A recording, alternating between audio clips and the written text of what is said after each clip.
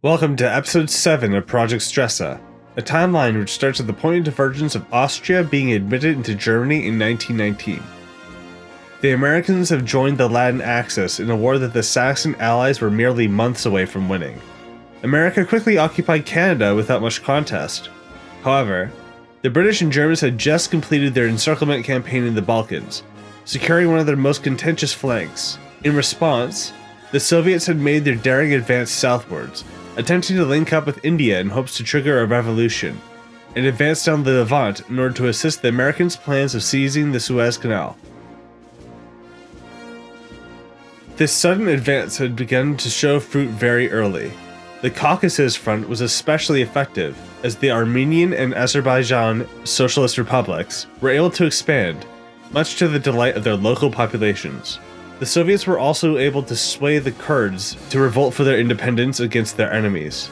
With such heavy Soviet influence in the local paramilitary organizations, the possibility of them even joining the Union was considered by Stalin. However, they were facing trouble in the Central Asian front. The logistical capabilities of the Soviets had been overestimated, as when they continued to push into the mountainous regions of Iran and Afghanistan, they are continuously raided by the locals, who are experts in guerrilla warfare. Regardless of these setbacks, the socialist republics of Iran and Afghanistan were gaining legitimacy and followers who wanted to see the end of foreign imperialists dictating their foreign policy. This southern thrust was a gamble, attempting to destroy the weak points of the Saxon allies, divert their troops, and perform a counterattack. While it was beginning to pay off, the Soviets had lost more of their eastern land to the Japanese. In our history, Japan had supported many different movements against the Bolsheviks in the Far East. While none of them were able to resist the Red Army as they liberated the rest of their country, a large number of anti-Bolshevik Russians had migrated to communities across the world. In this story, we will focus on the Russian fascists of Harbin. It is here that in this city, the Russian Fascist Party would organize, yearning for a Japanese invasion of the Soviet Union. The head of this puppet government was the leader of the Russian Fascist Party, Konstantin Rodzavsky. Konstantin and his party would work with other white Russians like Grigory Simonov under direction from Japan, as they supported the Japanese Imperial Army's subjugation of Russia. While the Russian Fascist Party would be deeply unpopular with the Russians of the Far East, they would gain more and more legitimacy as the Japanese secured key strategic locations, eventually leading to any viable naval port for the Soviet Union in the East being captured, preventing the Soviets from getting any material shipments from the USA via the Pacific. Once the southern thrust had begun, the Russian Fascist Party had consolidated more troops and began small advances further into Siberia. The Soviet Union would enact a policy of scorched earth, preventing the Russian fascists from advancing with ease. While the Soviets could have easily pushed the Russian fascists out of their land, they were confident that this collaborative government of the Japanese would not gain enough legitimacy to seriously pose a threat. Letting them die to attrition in the hospitable land of Siberia would claim more fascist lives, allowing more Soviet troops to be committed to their southern thrust. Due to the lack of American material support, as well as the fading loyalty of the Soviets to the Kuomintang and their cause, the resistance led by Chiang Kai-shek would eventually be subsumed into the reorganized government of China under Wang Jingwei. Leadership against Japanese imperialism fell to the Chinese communists under Mao Zedong. The Japanese gamble of bombing Pearl Harbor had successfully secured China for Japan.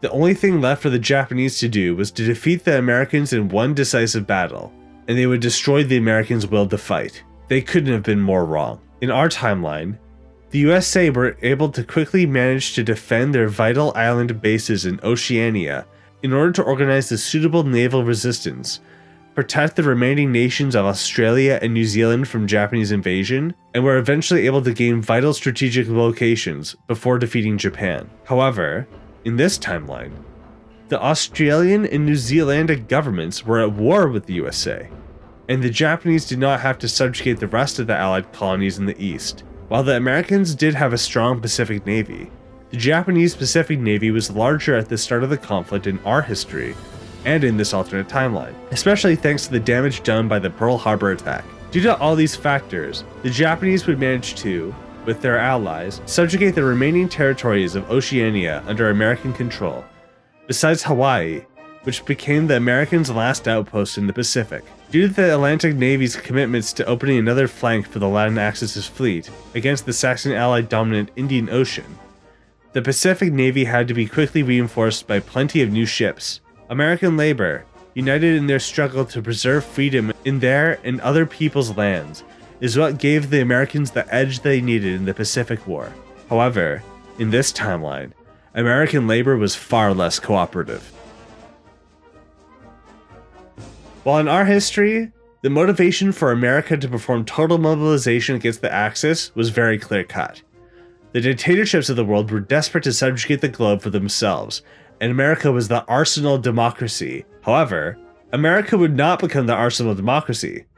In this timeline, they would be the arsenal of fascism, as while the arms that the workers produced in America could have been used for the war in the Pacific, it was equally possible that these armaments would be used in the War of Atlantic, one that supported the destroyers of democracy. While some may have been convinced of the propaganda that Mussolini, Laroque, and Franco were all reluctant dictators, protecting their countries from communism, it only exposed another hypocrisy, as these dictators began collaborating with the communists under Stalin as soon as they had the chance. The socialist movement in America would gain more and more traction, as their leader, Norman Thomas, was an ardent pacifist. As more and more workers gained consciousness of the Great Hipocrisy, as it became to be known, the production capabilities of America in the war began to slowly lose more and more traction. Wallace and his Democrats would appeal to the pro-war nationalists in their attempt to gain more votes following the disaster of Roosevelt. Republicans would attempt to circumvent the socialist movement from gaining more traction by adopting a middle ground. The Republican candidate of Thomas E. Dewey would advocate for a peace with the Saxon allies, but a continuation of the Pacific War. While he proclaimed that it would be possible to negotiate, the Republican presidential candidate would essentially be asking the nations that they were at war with to abandon one of their greatest allies. For this reason, it would not be as simple as asking. The Americans would need to demonstrate their military dominance in order to come to the negotiating table as a merciful foe, instead of a pleading weakling.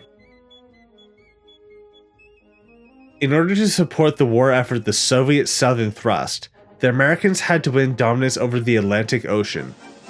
Their first objective was to aid Franco in their war against Portugal.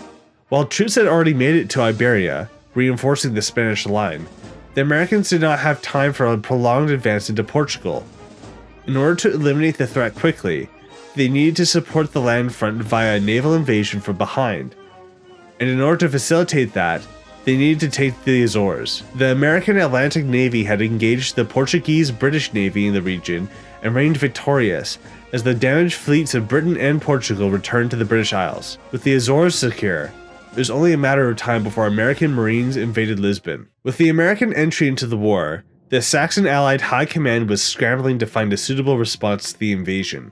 They had already planned to concentrate more of their forces into a Western European blitz, with the aim to capitulate Spain, regain access to the Mediterranean, and eventually starve out the French and Italians. Now, the Americans were arriving and their plans began to falter. With the southern thrust of the Soviets, the Saxon allies had begun to see the Latin Axis' plan. By attacking from Asia Minor and northern Africa at once, the Saxon allies were at risk of losing the Suez and India, the two greatest assets to their war effort. Time was running out, and they needed to make a move quickly.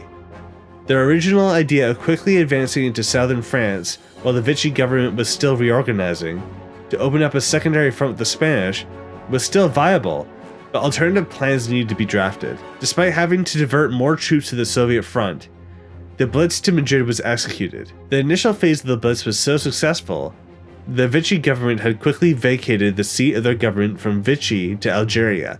However, the second phase had fallen short.